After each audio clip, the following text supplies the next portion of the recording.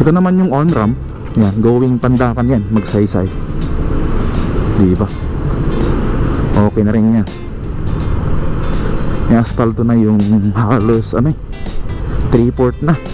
So sana ang gagawin dito, bubuksan na lang ito free papuntang Magsaysay. Pwedeng ganun. Ilang lang naman to, wala pang 1 kilometro yata. May dalawa pang kailangan patungan. Tapos yung susunod dun na mga poste ay hinahanda na yung mga gagawin nilang pierheads. So ayos, good job. Tapos itong pangatlo dito, ayan, nire-river na. Malapit ng buhusan to. Nire-river na siya. Tapos sunod na dito yung gagawin nila. Yan dito, sunod na yan dyan.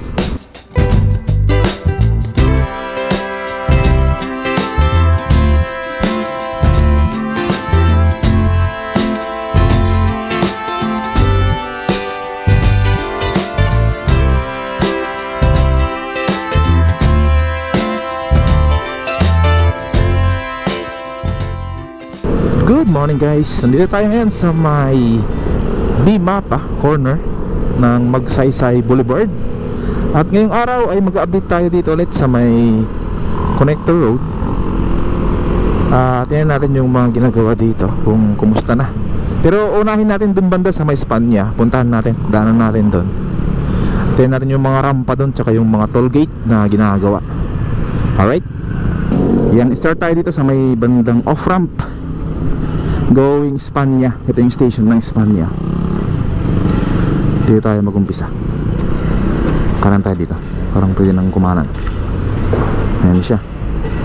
So bali ginagawa na to. May asfalto na yung ibang portion niya. Tapos sa pinakababa na lang yung kulang.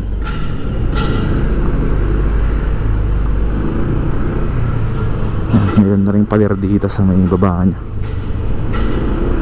Nilagyan na ng wall. Yan yung mga workers dito.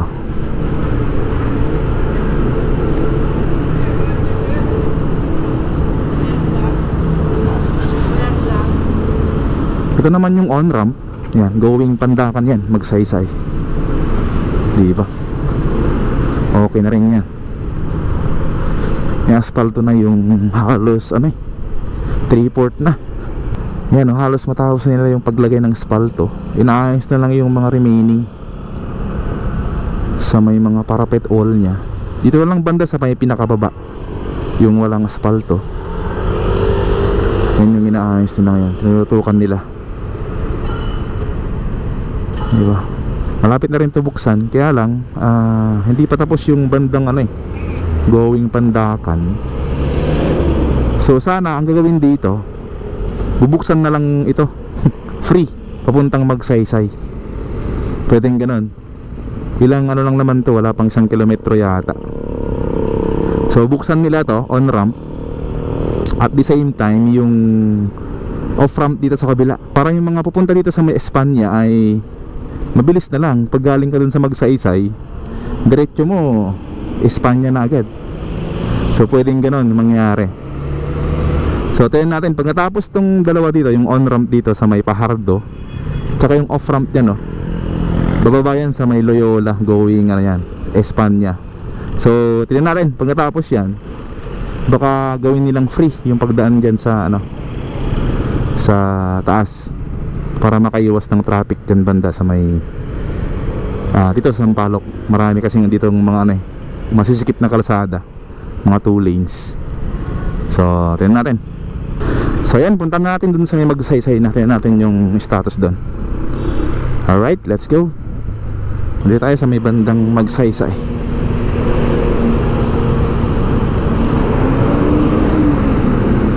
Tingnan natin dito.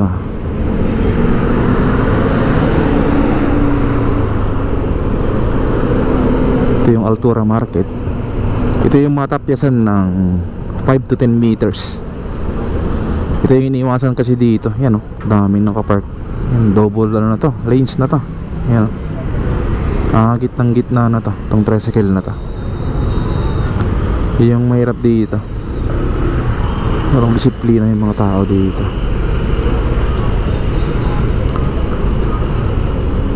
Yan yung tinawid nilang mga girders. Yan. Tingnan natin dun sa kabila mamaya. Kasi ito buo na to eh. Malapit na lagyan to ng slab para mapatungan na to ng puring. Tingnan natin yung ilalim. Ang kapal nito, itong steel box girder nya. Ang kapal.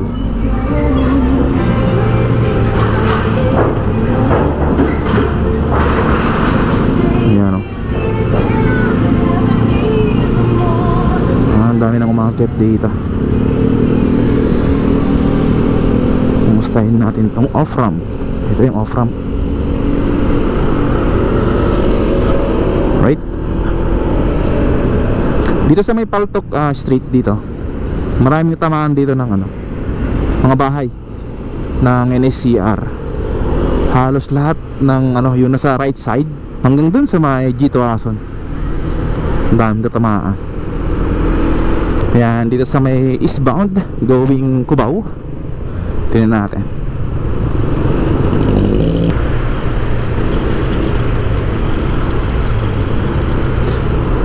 Mukhang malinis na dito. Parang bubuksan na tong inner lane dahil wala na yung mga steel box girder dyan sa may gitna. Yan, ganito yung sitwasyon dito sa may intersection o interchange dito sa may Magsaysay. Ito yung Santa Mesa interchange. Yan, as you can see dito, mayroon siyang placard dyan o signage. Yung padiretso ay papuntang Cubao, tapos yung pakaliwa ay papunta sa port area tsaka NLEX. Yan. So hopefully kanina yung dinaanan natin dun sa may Pajardo tsaka dun sa Loyola ay pwedeng bumaba dun tsaka bumaba dito, and vice versa. Kasi kung sakaling nagmamadali ka ay pwede ka nang umakyat dito tapos bumaba ka na dun sa may Espanya. Saglit lang. So sana gawin nilang libre para masaya. Yan o.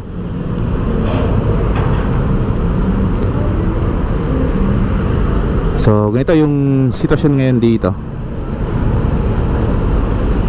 sa may ilalim ng connector road.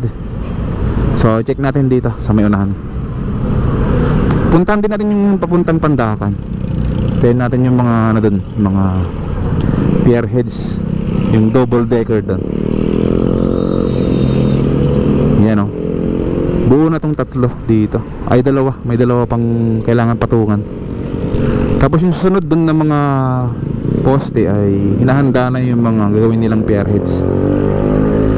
So ayos, good job. Dito ito yung mga engineers nila, ang dami ang dami. Alright, puntahan natin dun sa may Paco Santa Mesa Road. Tingnan natin. Let's go. Yan, dito yung double decker. Ang ganda nito pagkatapos. Yan siya, solidong solido. Isa pang patong dito sa taas ng pier heads. Lapa. Tapos itong pangatlo dito, yan, nire-river na. Malapit ng buhusan to. Nire-river na siya. Tapos sunod na dito yung gagawin nila. Yan, dito, sunod na yan dyan. Tapos dalawa pa pala dito. Dalawa pa yung kailangan lagyan hanggang dito.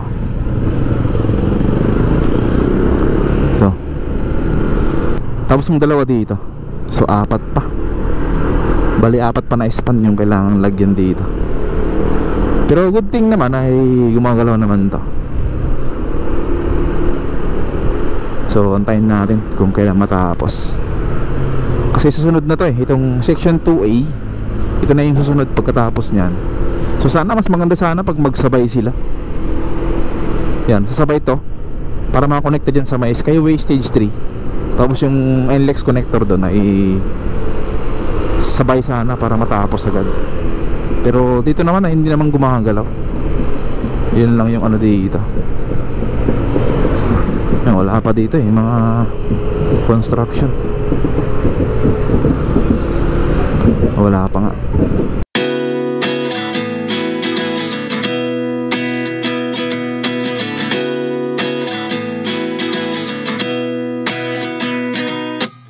At 29 and I find myself wondering what did happen to the last 10. I ran away with my life, fast forward, never turn back again.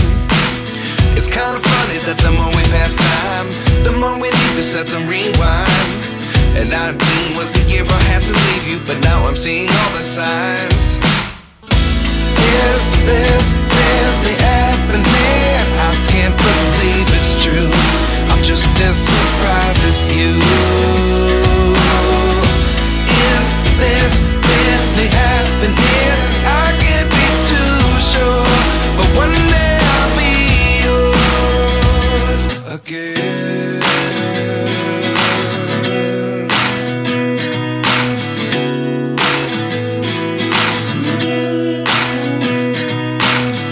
Life lessons come one in a dozen, the other 11 get something from nothing. I sit here looking for an answer. Maybe the biggest question was in the last chapter.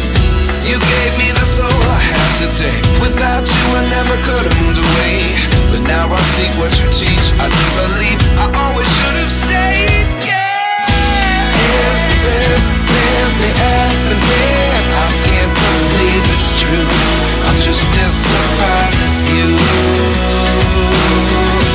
Is this really happening? I can't be too sure, but one day I'll be yours again.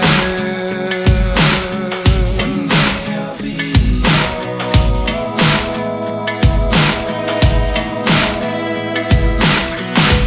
One day I'll be yours.